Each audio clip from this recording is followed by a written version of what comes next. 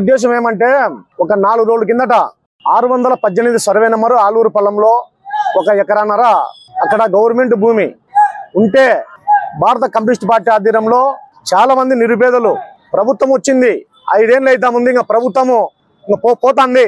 ఇంతవరకు కూడా సీఎం గారు చెప్పారు పేదవాడు అనేవాడు ఉండకూడదు, అందరికీ ఇల్లు కట్టించి తాళం చెవులు ఇస్తామని. మరి వీళ్ళందరికీ న్యాయం జరగలే.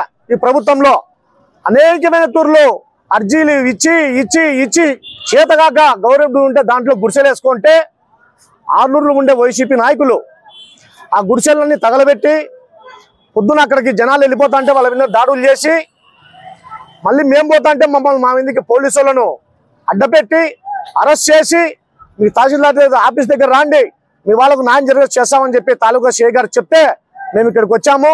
ఇంతవరకు కూడా ఎంఆర్ఓ గారు ఎక్కడ ఉన్నారో తెలియదు. ఇంతవరకు కూడా మాకు స్పందనే లేదు. మేము ఒకటి అడుగుతున్నాం, వేల ఎకరాలు 100 ఎకరాలు కబ్జాలు చేసుకునే నాయకులు కాదు మేము. పేద ప్రజలకు ఇళ్ల స్థలాలు కావాలని చెప్పి ఈ పోరాటంలో దిగింటే కానీ వైసీపీ నాయకులు ఓర్వలేక గుడిసెలు కాలిపోవడం జరిగింది. మళ్ళీ పోలీసులను పంపించి మమ్మల్ని అరెస్ట్ చేసి ఇక్కడ పిలుచుకోవడం జరిగినది. ఒకటే చెప్తా ఉన్నాం, అదే సర్వే నెంబర్లోనే ఎంఆర్ఓ గారు వచ్చి సర్వే చేసి ఆలూరులో కూడా ఎస్సీలు ఉన్నారని చెప్పి అక్కడ ఉండే నాయకులు అంటున్నారు, వాళ్లకు న్యాయం చేయండి. ఇక్కడ టౌన్ లో కూడా చాలా మంది ఇల్లు లేని ప్రజలు అద్దెలు కట్టలేక చాలా మంది ఇబ్బంది పడతా ఉన్నారని చెప్పి ఇక్కడ ఈ రోజు న్యాయం జరగాలని చెప్పి మేము ఇక్కడ ధర్నాకు ఈ ప్రజలతో కలిసి కూర్చున్నామండి. ఎంఆర్ఓ తలాలంటే కన్నా ప్రజలకు బాధ లేస్తుందండి. ఎందుకు వేశారంటే అర్జీలు ఇచ్చి ఇచ్చి ఇచ్చి ప్రజలకి ఆశీర్కి వచ్చింది.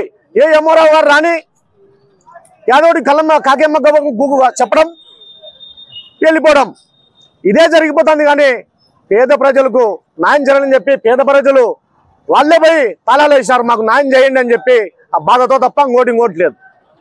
ఎంఆర్ఓ గారు ఇంతకుముందు ఎంఆర్ఓ గారు చెప్పాము, గతంలో ఎంఆర్ఓ గారు చెప్పాము. 5 సంవత్సరాల పన్నా ఎంతో మంది ఎంఆర్ఓ గారు పోయినారు, తహసీల్దార్ గారు అంతా వెళ్ళిపోయినారు, ట్రాన్స్ఫర్లు అయిపోయి ఇంకోటి. కానీ ఈయన కూడా వచ్చారు కొత్తగా.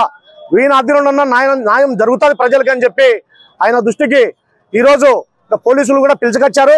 వచ్చి ఇక్కడ ధర్నా కూర్చున్నాం.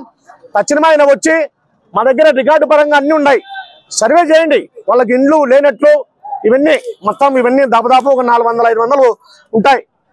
ఇవన్నీ ఆధార్ కార్డులు లిస్ట్ ఇస్తాం, మీరు సర్వే చేసి సర్వే ప్రకారం పేద ప్రజలకు న్యాయం చేయాలని చెప్పి రెవెన్యూ అధికారులను కూడా కోరుతా ఉన్నాం.